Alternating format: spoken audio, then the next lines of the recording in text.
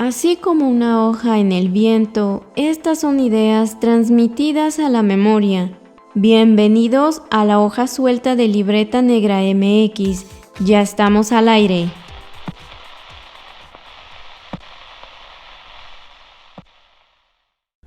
Bienvenidos a La Hoja Suelta, un podcast donde debrayamos un poco sobre cultura, historia y arqueología y básicamente cualquier otro tema de interés dentro de este gigantesco sistema y mundo cultural. En esta ocasión vamos a platicar un poco sobre la situación que hemos estado viviendo los últimos 2 años y que ha estado muy visible debido a las problemáticas de pues no poder tener actividades presenciales. Aunque ya existía, por supuesto, la cultura inmersa en el mundo del Internet. Entonces vamos a hablar de redes sociales y cultura. Y para esta ocasión, pues primero les saludamos sus anfitriones. Wendy Osorio. Y Omar Espinosa, ambos arqueólogos, internautas, pues ya llevamos un buen rato aquí con este proyecto de Libreta Negra MX.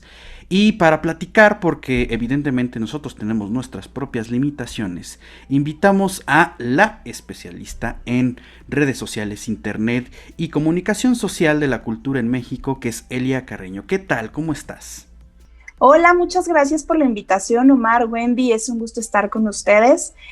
Pues yo muy emocionada de platicar de una de las cosas que, si bien me he especializado los últimos 10 años en redes sociales y cultura, de cierta manera llegaron a mi vida de forma no esperada, porque cuando yo estudié la carrera de comunicación ni siquiera existía esta idea de redes sociales como la estamos viviendo ahora. Entonces va a ser una plática muy rica y estoy segura que igual vamos a tener tal vez algún debate o puntos en los que sus escuchas van a querer compartir sus experiencias y van a hacer su propio análisis también.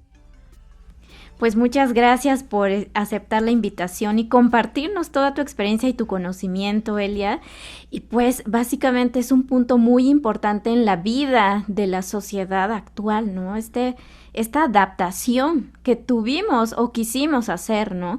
Y pues podríamos empezar haciendo este ejercicio de reflexión en el que podamos sentar algunos puntos sobre por qué es importante colocar estos contenidos culturales en las redes sociales, porque no es algo de los últimos 2, 3 años, pero sí se intensificó, ¿no? Entonces ahí podríamos como empezar con esta pregunta, ¿cuál es la importancia? La importancia radica en que ya es muy rara la persona que no puede, o más bien que no tiene redes sociales, que no tiene acceso a un teléfono celular. La mayor parte del consumo digital ni siquiera ya está en una computadora fija, lo hacemos desde que nos despertamos. ¿Qué es lo primero que vemos? El teléfono. ¿Y a qué entramos? Pues a ver a las noticias, a ver qué pasó con nuestros amigos, los chismes familiares en el WhatsApp. Entonces, es muy importante poder no solo tener temas culturales en redes, sino temas curados, con fuentes fidedignas, con especialistas que tengan la disposición de hablar sobre ellos, porque también nos estamos enfrentando a otros retos digitales como son las fake news, como son los debates también que ya son intolerantes. La cultura tiene algo muy importante, nos abre un crisol de posibilidades y creo que parte de ese crisol nos permite ser más tolerantes y más empáticos con otras realidades, y algo que sí falta actualmente es eso, tolerancia, escucha hacia el otro. Y eso es un poder que tiene la cultura desde mi punto de vista, ¿no? No sé ustedes qué piensan. Pues definitivamente podemos tener y poner sobre la mesa un punto que es clarísimo en este fenómeno, si lo queremos determinar de esa manera, que es la comunicación. O sea, finalmente estos instrumentos, el internet, las redes sociales, nuestros propios dispositivos, tanto móviles como fijos, pues en realidad es una forma de comunicarnos. Y el mensaje que vamos a estar dando es muy importante, como bien dice Celia, estamos totalmente de acuerdo que la cultura ayuda a acercar y pues a a generar una dinámica mucho más positiva de la que pues la realidad nos puede ofrecer con tantos problemas, y especialmente lo hemos visto estos últimos 2 años que tenemos una pandemia encima y hemos tenido que incluso cambiar los lenguajes porque han nacido redes sociales nuevas y tenemos ahí no solamente un lenguaje pues ya escrito, sino el audiovisual que tiene sus propias pautas. Y por otro lado también la situación de que tenemos una obligación como especialistas dentro de este gremio cultural de cierto conocimiento que pues vamos a estar manejando y acercando a toda posibilidad de públicos. Y quizá, y esto se ha mencionado mucho también, la situación de que el medio digital o virtual pues también ha quitado ciertas fronteras, ¿no? Por otro lado, pues sí, hay una problemática de que hay cierto rezago económico y tecnológico, hay que decirlo también, pero, por ejemplo, en la situación de las distancias, por ejemplo, la gente que no conoce, por ejemplo, Chichén Itzá en Yucatán, porque, bueno, es difícil ir y tomar unas vacaciones, pues a lo mejor puede entrar a un recorrido virtual, ¿no? O igualmente museos de la Ciudad de México que están por acá, y la gente que no puede venir a la Ciudad de México pues puede acceder por medio de un video, de un recorrido, una página web. Entonces es muy importante determinar eso. Sí, yo ahí también agregaría esto que comentas, Omar, que como especialistas también debemos ser responsables y conscientes de la información que vamos a colocar. O sea, sí queremos como objetivo principal comunicar ideas, pero importa mucho también ser conscientes de que esta información, cuando las colocamos en internet, pues realmente ya no tenemos el control sobre a quién va a llegar y de qué manera pueden ser redistribuidas o reutilizadas. Entonces yo creo que ahí también tenemos que ser responsables, ¿no? Porque hay temas acerca de las dinámicas socioculturales que son delicadas, que son complicadas, y sí tenemos que tener cuidado de qué ideas estamos plasmando, porque cuando están en la red permanecen ahí, a veces se diluyen en cuestión de días, pero siguen circulando, ¿no? Entonces creo que ahí también es importante tomar en cuenta este aspecto. Y también yo veo que también existe cierta dificultad de que a veces como especialistas no estamos habituados a adaptar de manera eficaz los contenidos a estos medios digitales. A veces parece, y lo digo porque he visto algunos contenidos culturales que han colocado en diferentes plataformas, que seguimos en esos espacios físicos, seguimos en las aulas físicas, y parece que le hablamos a alguien que que sí está en ese mismo espacio cuando no.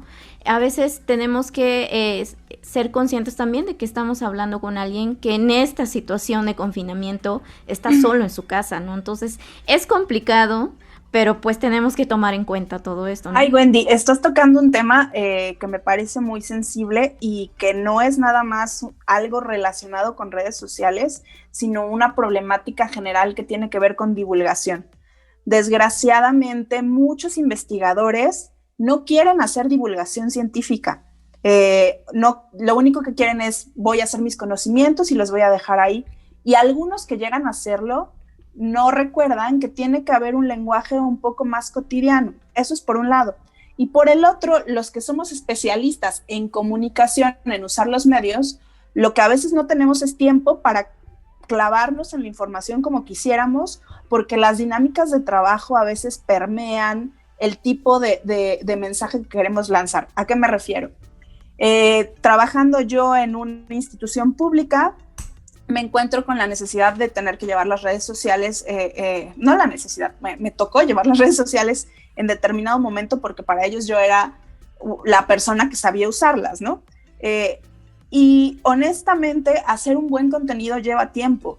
No es nada más saber usar la herramienta, es que lleva un tiempo de investigación y eso no lo consideran los que son tus jefes en muchas ocasiones, ¿no? Quieren que solamente saques el contenido y en muchas ocasiones termina siendo o un contenido muy de agenda, de los invitamos y los esperamos. O sea, no te puedo decir las veces que yo ya estaba harta de usar siempre el mismo vocabulario, porque era, te esperamos, vive la aventura o descubre. Ya era así como, otra vez voy a hacer esto de agenda. Y por el otro lado, efemérides. Y no está mal colgarse en la efeméride, pero sí tendríamos que poder aportar un poco más de carne a decir, el 14 de agosto cayó Tenochtitlán. Ok, bien. Y estás compitiendo contra muchos más emisores de ese mensaje. Tienes que darle algo más al público, y sobre todo si tu función, si tu misión es difundir la cultura y que la gente realmente quiera aprender y quiera acercarse más a eso, no te puedes quedar simplemente con la fecha y ya, que es algo que con Omar en algún momento platicamos sobre la antropología. A mí me parece fascinante, pero generalmente cuando se tratan esos temas, lo único que te dicen es cultura maya del periodo no sé qué en tal material. Y ya, ¿qué puedes realmente aprender de esos temas si no te cuentan cómo vivían, quiénes eran, incluso pues cuestiones pasionales y humanas que, no sé, vemos a las culturas antiguas como algo muy hacia arriba, cuando eran seres humanos como nosotros y seguramente tenían conflictos como nosotros, ¿no? Ok, y aquí yo tengo una pregunta, ahora que mencionas justamente esta interacción entre la comunicación que se tiene que dar, la divulgación científica y por supuesto pues el centro que nos une en este momento, que son las redes sociales. Entonces, ¿cómo tendría que ser este manejo o esta gestión de redes sociales en la cultura? Y voy a dividir la pregunta. Y además, ¿cómo tendría que ser no solamente con contenidos culturales, sino en una postura institucional? ¿Cómo tendría que ser entonces esta comunicación y el manejo de estas redes? Lo primero tendría que ser evaluar los equipos de trabajo con los que se cuentan, pero desgraciadamente el presupuesto a veces nos lleva a tener equipos muy reducidos de trabajo desde una institución. Entonces quieren que una sola persona en un museo lleve la parte de redes sociales, que incluso sea diseñador, que sepa grabar un video, pero tienes que atender a medios, pero tienes que hacer el boletín, o sea, tenemos que reevaluar las áreas de comunicación dentro de las instituciones para poder brindar también las herramientas, ¿no? No te voy a mentir, a mí me ha tocado trabajar con mi teléfono celular y poner de mis propios recursos para poder sacar el trabajo. Digo, yo lo veo como una inversión, pero honestamente la institución sería la que te debe de proveer de esos recursos, de darte un tripié, de darte un micrófono adecuado. Todo eso ni siquiera se contempla. Y por el otro lado, instruir a los especialistas a que no le tengan miedo a hablar con los medios, que no le tengan miedo a estas herramientas. En Europa pasa mucho. TikTok es una plataforma muy interesante ahorita, porque en muchos museos han puesto a sus curadores a hablar de las obras, y son curadores que obviamente también tienen un determinado perfil, no es escoger a cualquiera. Son curadores que tienen una cierta presencia en cámara, que saben dirigirse al público, y hay que también aventar a estas personas que tienen estos dones a hacerlo. Y no sé, yo creo que hay temas también de capacitación. Finalmente, no tiene tanto tiempo que nacieron las redes sociales, llevamos una década usándolas de manera masiva, y hace una década, digamos que faltaban todavía estudios. Afortunadamente ya hay más estudios en el tema, afortunadamente ya hay más cursos. Cuando yo empecé realmente no había nada, y era más bien aprender y escuchar a los que estaban detrás usando las mismas redes. Esto está súper interesante porque tú puedes incluso ahorita contarnos un poco pues cómo era el panorama de las redes hace 10 años y cómo es ahora, ¿no? Digo, realmente aquí y de manera personal yo entré a redes por medio de Twitter, pero ahora veo que ya está el TikTok, que está el Facebook, que está Instagram y bueno, Reddit. Voy a hacer aquí un poco intromisión. ¿Cuándo fue la primera vez que abrieron su red social? ¿En qué año? No sé si se acuerdan. Yo en 2009. Yo abrí Twitter en 2011, 2010, una cosa así. Y Twitter tendría, yo creo que desde el 2006 más o menos, creo que ya existiría Twitter. Y sí, el gran boom fue más o menos por el 2009, que a mí me tocó agarrar en ese momento, abrir la cuenta de Conaculta. En ese momento era Conaculta antes de ser Secretaría de Cultura. Y realmente era muy chistoso porque la gente a mi alrededor decía, ¿qué está haciendo esa niña? O sea, ¿qué haces? No entendían nada, nadie entendía qué hacía. Está perdiendo el tiempo. Y lo que yo veía en Twitter en ese momento era que era un potencial de difusión de las actividades culturales, que había gente que estaba interesada en esos temas y que teníamos que aprovechar la herramienta porque aparte era gratuita. Pero ha tomado mucho tiempo también empezar a entender que llevar redes sociales es también una cuestión de profesionalización. Y quiero hacer énfasis en esta palabra, porque todavía si hay una errata, dicen, ¡ay, el becario!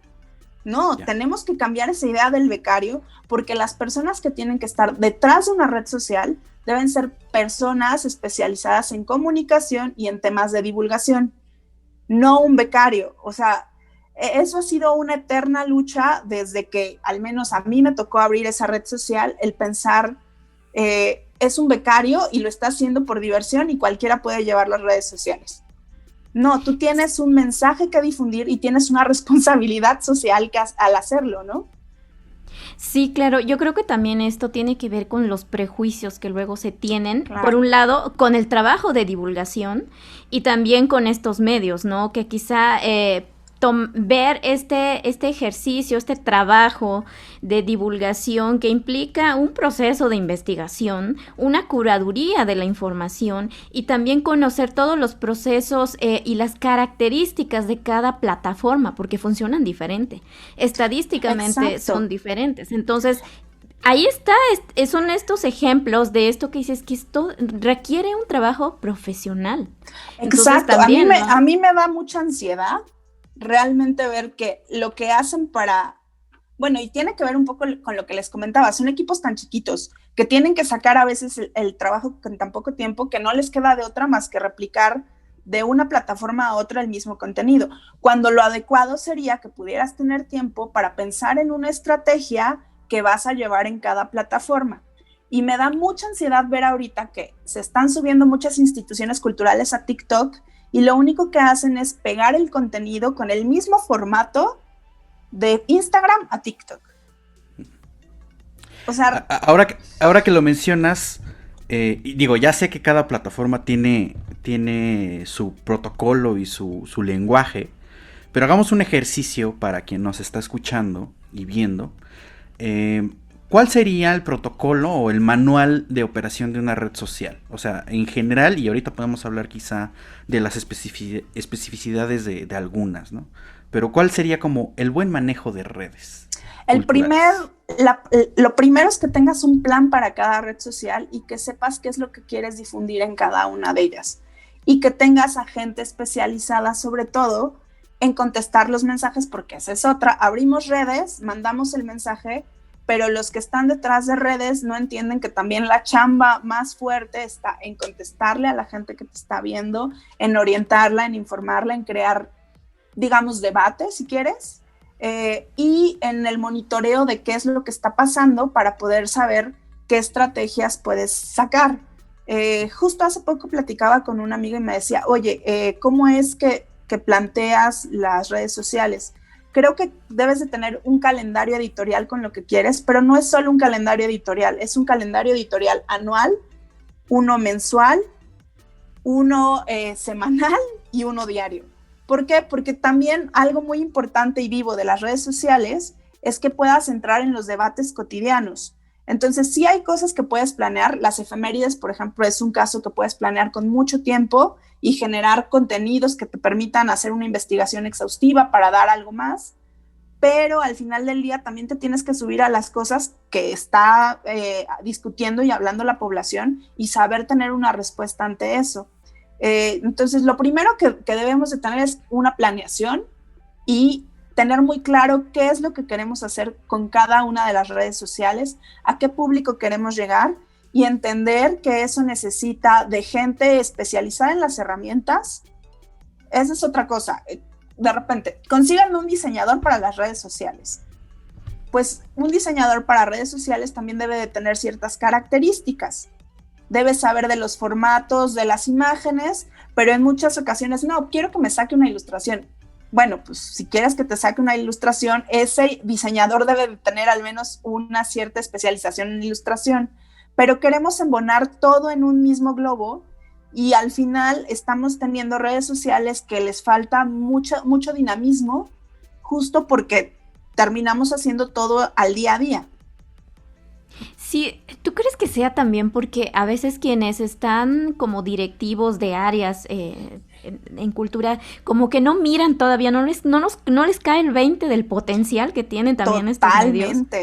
Totalmente. Yo creo que una de mis mejores experiencias, por ejemplo, en el Olmedo, a pesar de que era un equipo muy chiquito, era que la directora de comunicación me permitía hacer cosas un poco irreverentes, digámoslo así.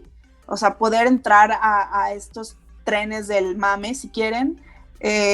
Siempre tratamos justo de no generar polémica, porque también el papel de quien está en un área de comunicación es cuidar la imagen de tu institución.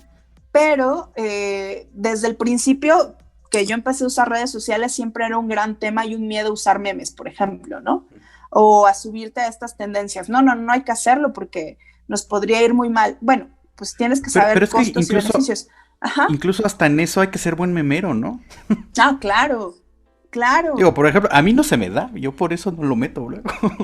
Sí, y ahí está esto que nos está comentando Elia, ¿no? De realmente conocer cómo van a funcionar cada una de las estrategias en las diferentes redes.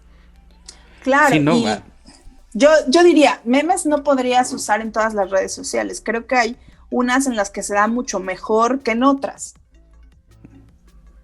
Pero sí, TikTok está haciendo... Ay, perdón. No, adelante. No, que TikTok a mí me está fascinando porque de cierta manera bajan los contenidos a una forma graciosa y puedes encontrar cosas muy valiosas con filtros muy chistosos, ¿no? Estaba viendo justo hoy uno en la mañana que ponían un códice y le ponían un filtro de una boquita a los guerreros hablando como de las peripecias de la conquista, y en realidad era muy gracioso y te estaba dando como datos muy interesantes sobre qué pasó durante la conquista. Claro, es que luego también creo que tenemos ese miedo de saber combinar y es algo que sí es posible y que resulta también muy beneficioso a ambas partes. Es como saber que la información no está peleada con el entretenimiento, que el entretenimiento puede ser educativo, ¿no? Pero tenemos que tener muy en claro también que queremos esto con nuestros contenidos.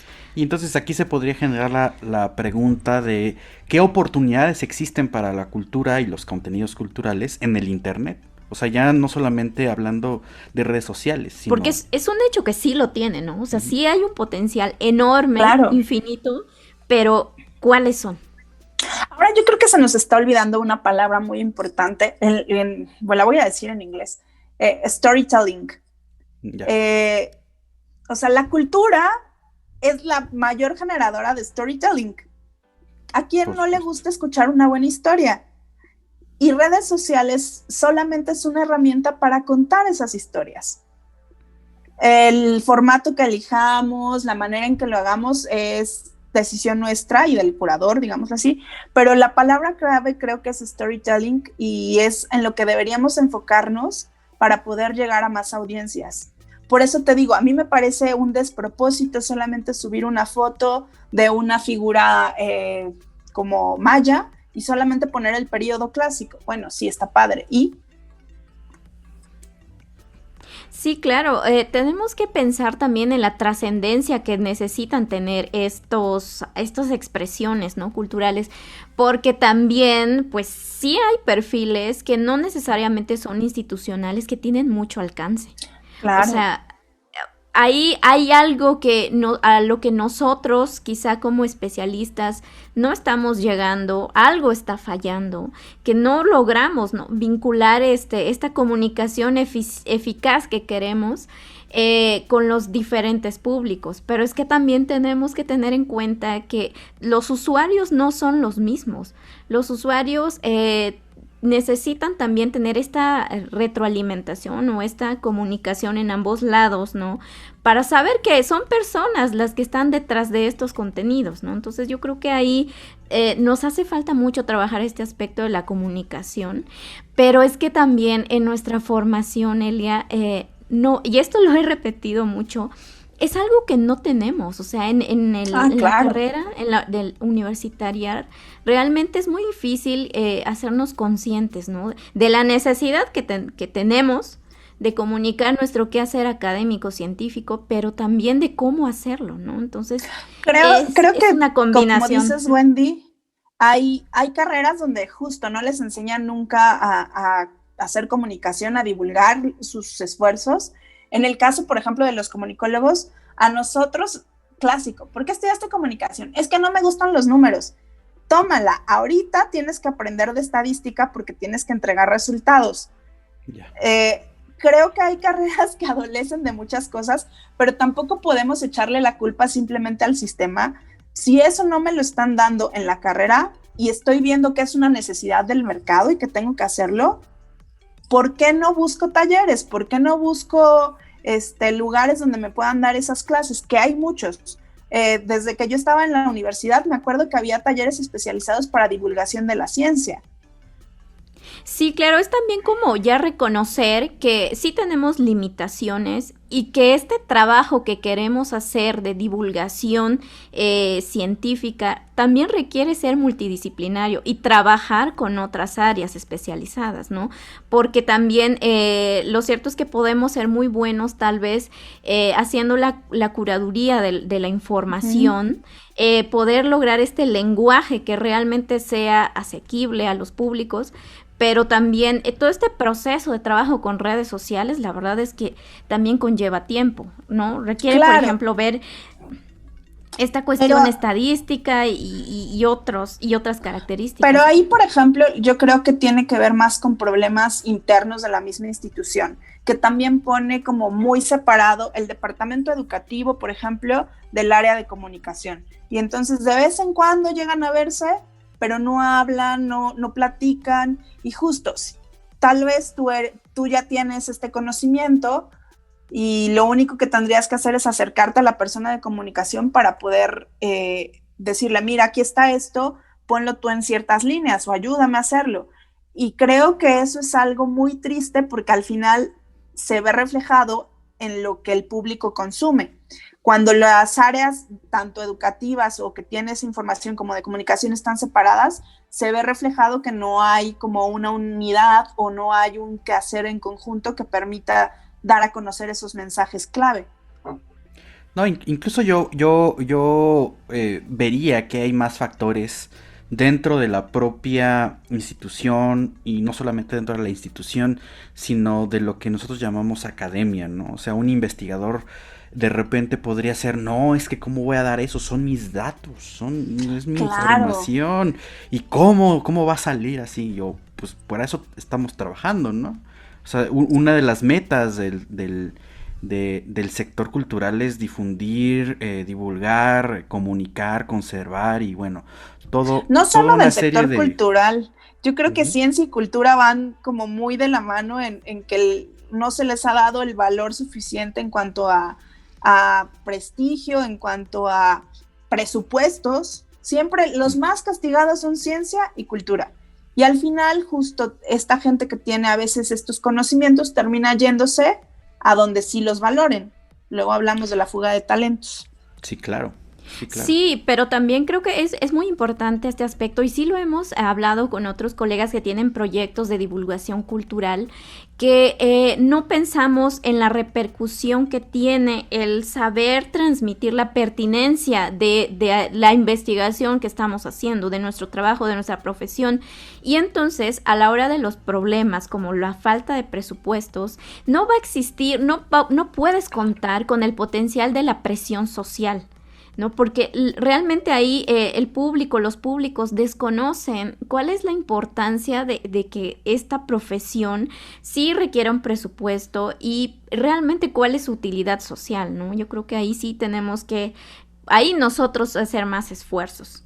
Desgraciadamente, este tema de la pandemia yo esperaría que abriera los ojos de la necesidad a la ciencia y la cultura en presupuestos, pero bueno, me temo mucho que no va a ser así, pero ojalá la sociedad presionara, porque lo hemos visto, ¿no? ¿Qué pasa en esta situación? ¿En dónde se refugia la gente cuando tiene que estar encerrada en su casa?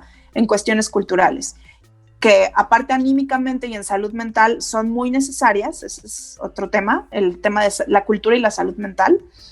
Y la ciencia para justo, necesitamos una vacuna, ¿no? Hay que voltear, ahora sí están volteando la ciencia, están volteando algo que los científicos estuvieron advirtiendo durante muchísimo tiempo, pero hasta que no se truena la olla, sí, claro, no están, o sea... Y de hecho creo que esto nos conecta con lo que estabas comentando, Elia, hace un momento, de que también, así como hay un mensaje positivo en redes, no solamente del ámbito cultural, sino bueno, ya en general de cualquier cosa, también está esta parte negativa, ¿no? De la infodemia, que le han llamado, de las fake news. Entonces, ¿cómo desde una red social se puede combatir eso?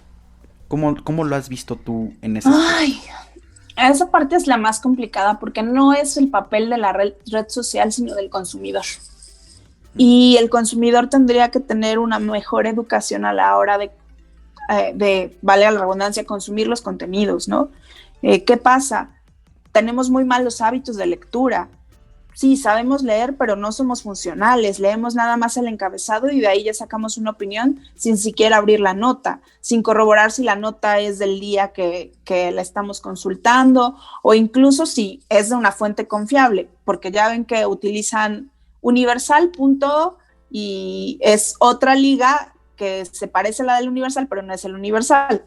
Pero la gente no checa esos pequeños detalles a la hora de consumir los productos. Ahora, la fuente. Yo creo que algo muy importante sería siempre preguntarnos de dónde viene esto a la hora de consumirlo. ¿Quién lo está diciendo? ¿Es una persona con una autoridad para hacerlo? Digo, el tema Pati Navidad durante el COVID, me parece impresionante que tomen a esta mujer como una autoridad. Bueno, ¿qué estudió en Harvard, ciencia o qué?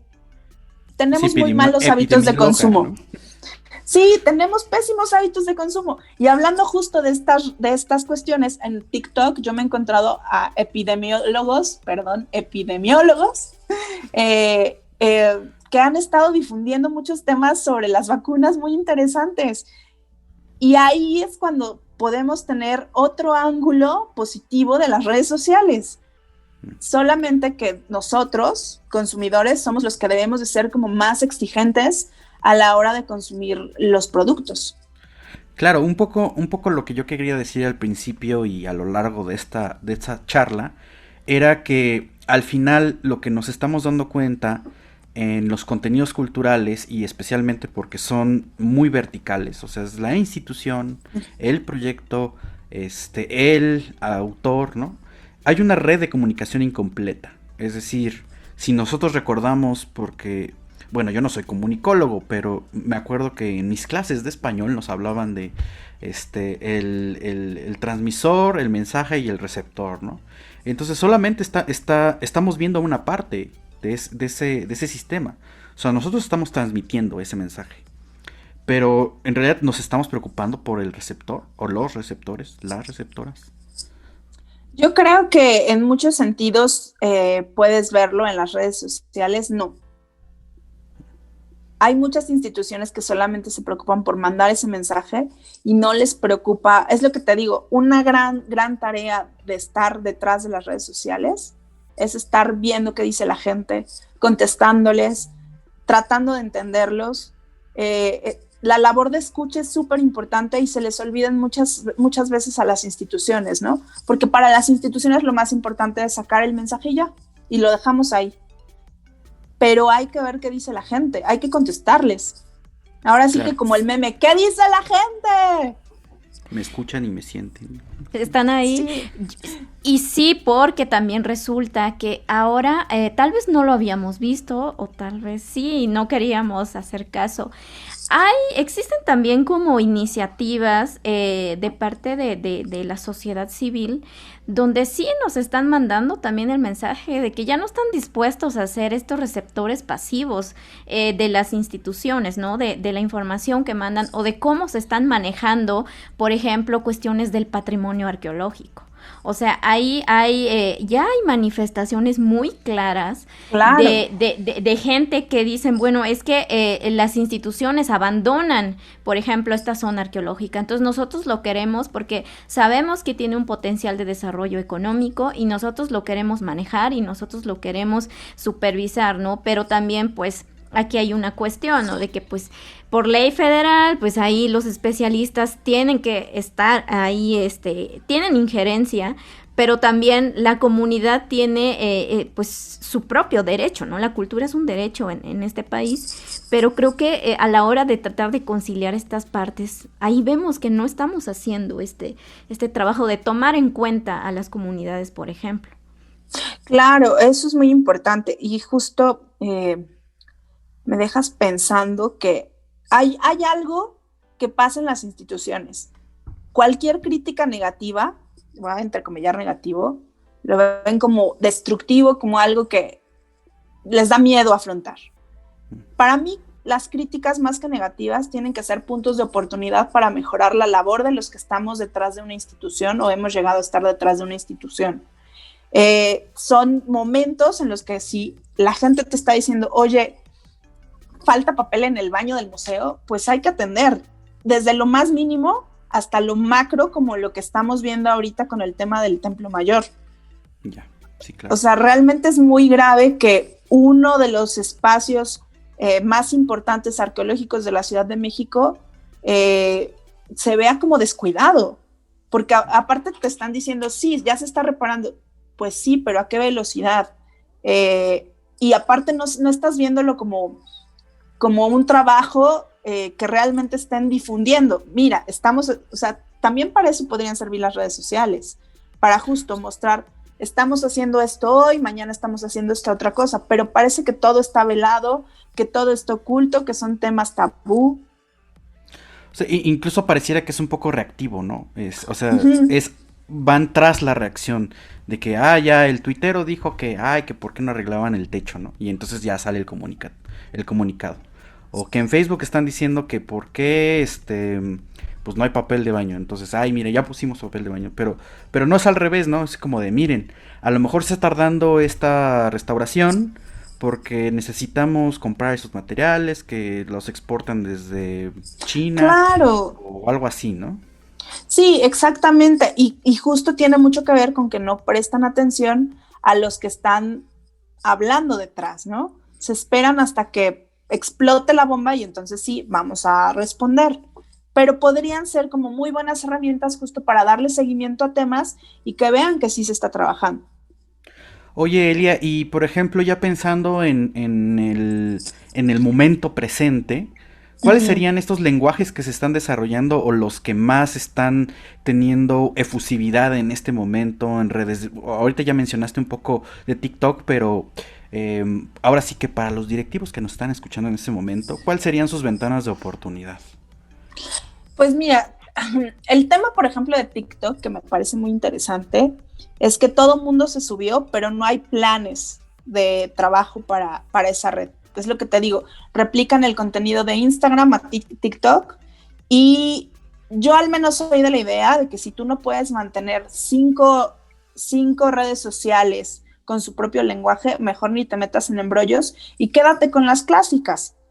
Twitter siempre es como esta parte oficial para dar el mensaje directo. Facebook tiene todavía muchísima gente usándolo. Ya no son los públicos jóvenes a los que quieren llegar. Desgraciadamente el público de Facebook ya es un público mayor y no es tan reactivo, por ejemplo, como Twitter. Instagram, que sigue siendo ahorita una red muy social y una red con mucho potencial para la difusión de las imágenes y los museos y demás. Pero básicamente tendría que ser como algo personalizado. Entender que si tú no tienes esa capacidad para llevar 5 redes sociales, es mejor que te quedes con la que convenga mejor a tus intereses. Y pum, también hay que checar las estadísticas, ¿no? Sí. Que no queremos. ¿Cómo Sí, hacemos la lectura? Pero el tema de las estadísticas también es muy interesante porque antes la gente lo medía a través del número de seguidores que tienes. Ahora lo importante es las reacciones que tú tienes, la interacción. Y es justo lo que te digo que también les da mucho miedo entrarle.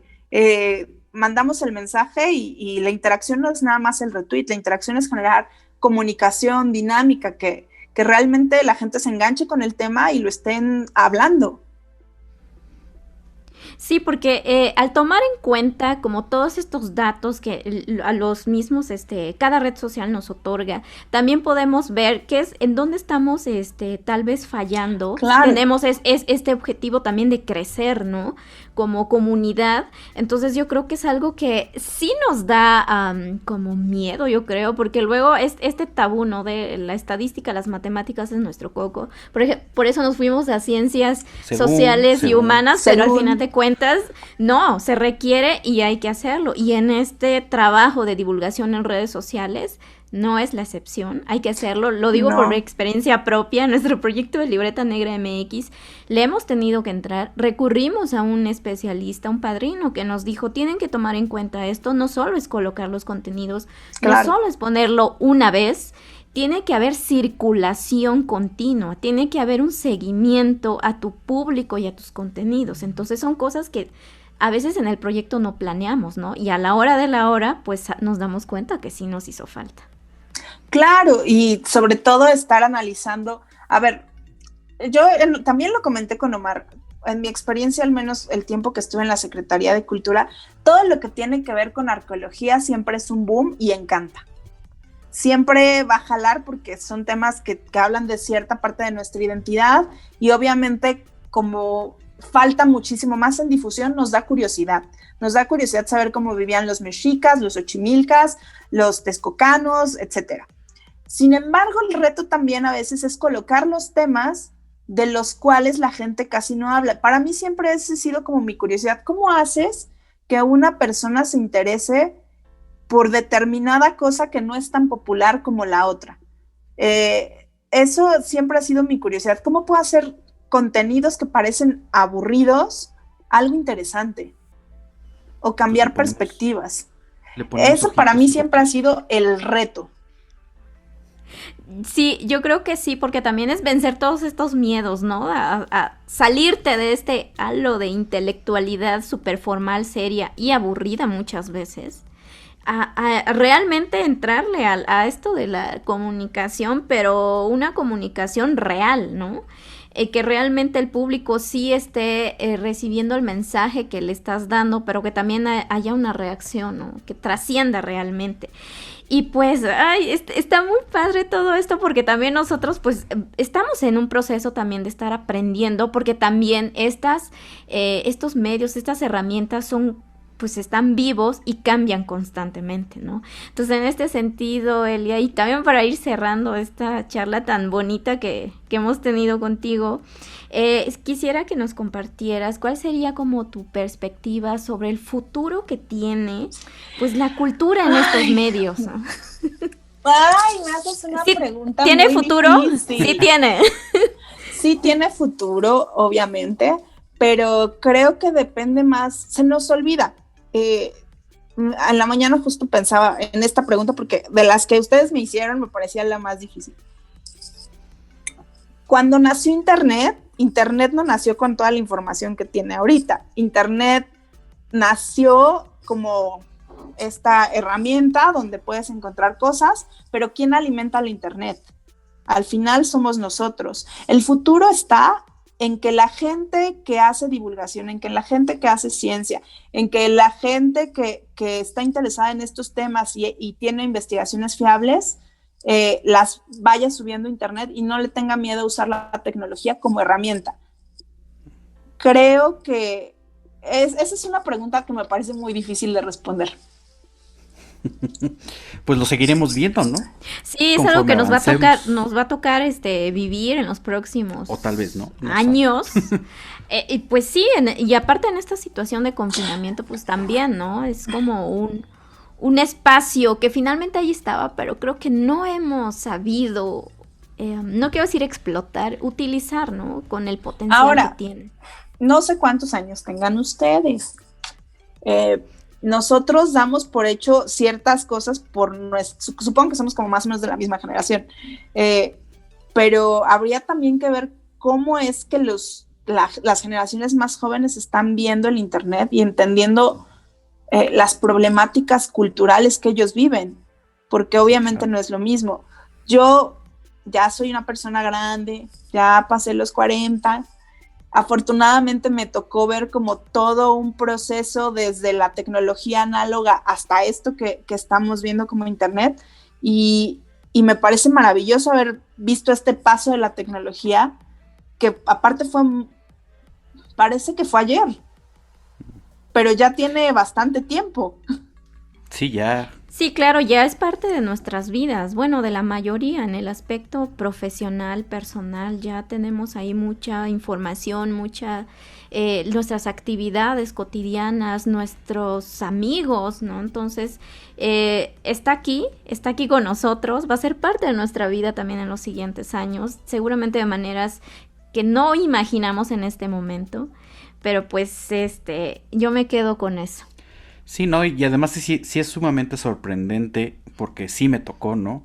Desde los discos estos planos Los y floppies. delgaditos, luego los floppies de 3/4, Que con que luego les cambiar al diera el sol, CD, ya te y ahorita ya tronaban, está ¿no? todo en la nube, y al rato que ya viene este Elon Musk con su chip y sus comerciales en internet, digo, en el espacio, digo, quién sabe qué va a pasar, O sea, pero es impresionante porque vivimos el libro de ciencia ficción. sí, tal cual. En algunas cosas nos sorprende que pues que ya podamos hacer esta videollamada, por ejemplo. Tan Claro, fácil como es. cosa que uno veía, bueno, esto es como muy, muy de edad y muy de sector, pero en los supersónicos, cuando veías en la caricatura que hacían las videollamadas con el jefe, y ahora estamos viviendo esa realidad, es como fuerte. Sí, ¿verdad? Sí, Sí. no pensamos que ya nos habían mandado mensajes y no nos dimos cuenta. Sí, Pero y pues ahora, perdón, otro tema, no sabemos descomunicarnos y creo que también es importante aprender a descomunicarnos a veces. Mm. sí, sí, porque pues todo en exceso también es malo, ¿no? Pero yo creo que más bien es esto, el mensaje, yo creo que sí, te agradezco mucho que nos hagas reflexionar sobre estas herramientas, estos medios que son parte de nuestra vida y que podemos utilizarlos para bien, que ahora se necesita tanto, ¿no? Entonces yo creo que esto va a ser muy valioso para nuestra audiencia. Pues obviamente son nacidos de las redes sociales porque estamos principalmente en dos. Pero pues también quisiera que tú nos compartieras tus redes porque seguramente van a querer saber más, van a querer preguntarte. Entonces, por favor. En realidad no tengo una red así como muy profesional. Tengo casi todas mis redes, Twitter, Instagram y Facebook no, porque es más personal. Estoy como Nuitaile, es como noche en francés y L al revés. No le he cambiado desde hace mucho tiempo. Y acabo de abrir una cuenta en Instagram. En realidad mi pasión es la literatura. Entonces estoy tratando de hacer como una pequeña cuenta que hable de libros, pero también de temas como body shaming y cuestiones que tienen que ver con feminismo. Es All Books, All Bodies. Si quieren se las mando por escrito, Omar, para que la tenga. Y ahí me pueden encontrar, pues no sé, generalmente no soy como tan profesional en mis redes sociales, son más personales, pero cualquier duda o cosa que quieran compartir, ahí andamos. Pues no, es que hasta para compartir memes hay que tener talento. Entonces, aquí justamente es un poco eso, también ver que quien está trabajando en el mundo cultural, pues tiene esos intereses, tiene esas pues debrayan, ¿no?, en sus redes y pues que somos seres humanos con sensibilidades y con diferentes puntos de vista, que creo que es lo más valioso de todo. A veces se nos pasa de por medio. Y bueno, por supuesto, aquí en Libreta Negra MX, pues también síganos, estamos en Twitter, en Facebook, y por supuesto todo el contenido en YouTube, Spotify, iVoox e Himalaya. Nos encuentran en todos lados como Libreta Negra MX. Pues muchas gracias una vez más, Elia. Esperemos que no sea la última vez, porque se quedaron. Yo tengo muchas preguntas todavía en el tintero, pero bueno, esperemos Yo verte también por lo acá espero, más seguido. Wendy. Pues vamos a hacer más videos, más podcasts, y a ver este nuevo proyecto que estás llevando de libros y de feminismo. Suena muy interesante. Habría que ponerle ahí un ojo y estarlo siguiendo de manera constante para que crezca. Pues espero, apenas llevo muy poco tiempo, lo hice a finales de año. La verdad es que luego, entre el trabajo que tengo, ya no estoy haciendo redes sociales, eso sí les tengo que contar, que me tiene de cierta manera contenta, porque sí es un desgaste muy grande, y lo pueden platicar con mucha gente que se ha dedicado a redes sociales, pero no sé, se me ocurrió hacer ese proyecto y es algo que realmente quisiera que creciera, porque la literatura es una de mis cosas favoritas en este mundo. Pues hay que darle seguimiento, y pues La hoja suelta, pues por el momento se despide, pero pues muchas gracias. Nos vemos la próxima. Bye. Bye.